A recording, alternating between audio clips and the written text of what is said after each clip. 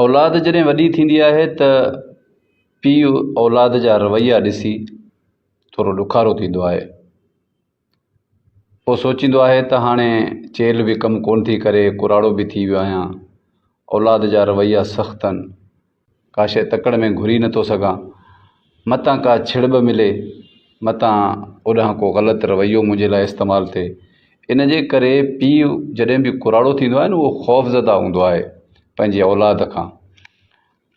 हिकिड़े पीउ पंहिंजे पुट खे लिखियो, पंहिंजी डायरी में लिखियो त अबा तूं नौजवान थियो आहीं ऐं जॾहिं मां कुराड़ो थियां त मुंहिंजी ग़लतियुनि खे माफ़ु करे छॾिजांइ। हली हली थाबड़िजी पवां त पंहिंजो वक़्तु यादि कजांइ त तूं बि नंढे हूंदे थाबड़िजी किरी पियो पएं ऐं मां तोखे सहारो ॾींदो हुउसि ऐं मां तोखे खणंदो हुउसि ऐं तोखे मां कुझु बि न चवंदो हुउसि। किथे ॻाल्हाइण में मूंखां ग़लती थी वञे त तूं पंहिंजो बचपन यादि कजांइ त तुंहिंजूं हज़ार ग़लतियूं, तुंहिंजो हज़ार ग़लति ॻाल्हाइण बि असां बर्दाश्त कंदा हुआसीं। ऐं बीमारी सबबु अगरि मूंखे निंड न अचे, मुंहिंजे जाॻण जे करे अगरि तव्हांजी निंड ख़राबु थिए त पंहिंजो बचपन ज़रूरु यादि कजांइ त तुंहिंजे लाइ असां रातियुनि जूं रातियूं वेही कटियो आहे, ओजागो कयो आहे।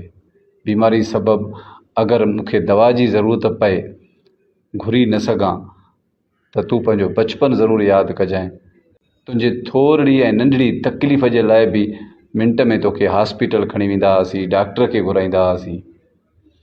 ऐं कॾहिं मां कुराड़ो थी वञा, परेशान रहां, कुझु चई न सघां, कुझु ॻाल्हाए न सघां, त ज़रूरु पंहिंजे बचपन जो सोचिजांइ त नंढे हूंदे अगरि तूं थोरो परेशान हूंदो आहे त असांखे बेचैनी थींदी त असांजी औलाद छो परेशान आहे।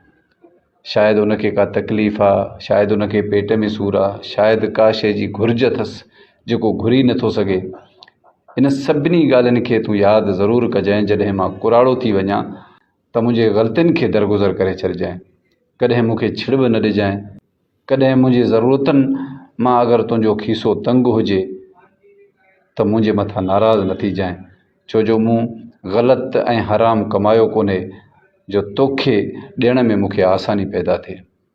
मूं जेको बि कमायो उहो हिलाल कमायो, उहो तुंहिंजे हवाले कयो, तुंहिंजे अखियुनि जे अॻियां आहे।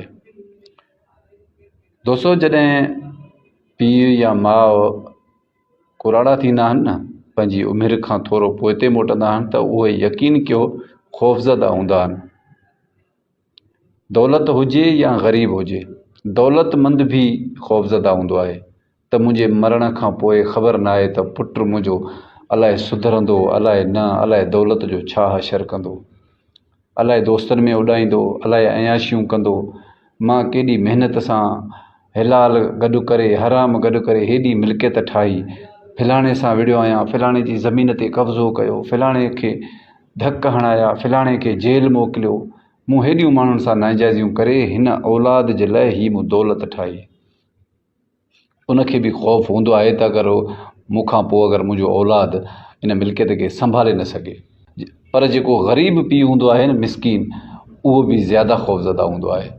उनखे इहो ख़ौफ़ हूंदो आहे त शायदि पैसो त आहे कोन, दौलत आहे कोन, मथां बीमार थियां, पुटु छिड़ब ॾे, मथां राति जो खंघां, उन्हनि जी निंड ख़राबु थिए, मथां पुटु नाराज़ थिए, मथां मां परेशान हुजां, मूंखे दड़को मिले, मथां कुराड़प जे करे घणो ॻाल्हायां, मथां पुटु दड़को ॾे, मुंहिंजो ॻाल्हाइण मथां कंहिंखे न वणे, ऐं मुंहिंजा पुट जेके आहिनि त अलॻि अलॻि घरनि मां शादियूं करे ईंदा त पोइ उन्हनि जो हुकुम हलंदो, उन औरतुनि जो हुकुम हलंदो ऐं ही वीचारा मजबूर हूंदा।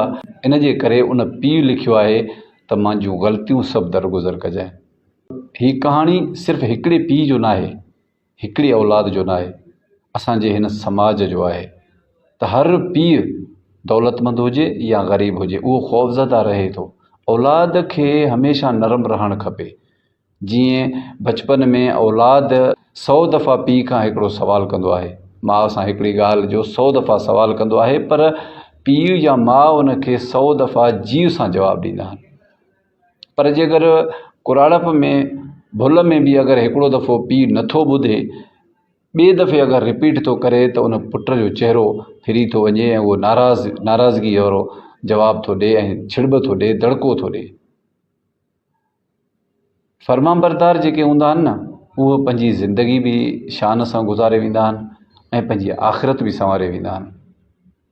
छो जो तव्हां अॼु मर्द आहियो, तव्हांजो पीउ कुराड़ो थियो आहे त सुभाणे तव्हांखे औलाद थींदी त तव्हां कुराड़ा थींदव। अहिड़ो ग़लति ऐं किनो फ़सुलु न पोखियो जो सुभाणे तव्हांखे पंहिंजे अखियुनि सां सभु कुझु ॾिसणो बि पए ऐं लुणणो बि पए। मुंहिंजो पैगाम अगरि तव्हांखे सम्झ में अचे त पंहिंजे दोस्तनि सां ज़रूरु शेयर कजो। मां नओं मौज़ू खणी वरी तव्हांजी ख़िदमत में हाज़िर थींदुसि। तेसीं ताईं मूंखे ॾींदा इजाज़त। अल्लाह निगहबान, सदाईं गॾु।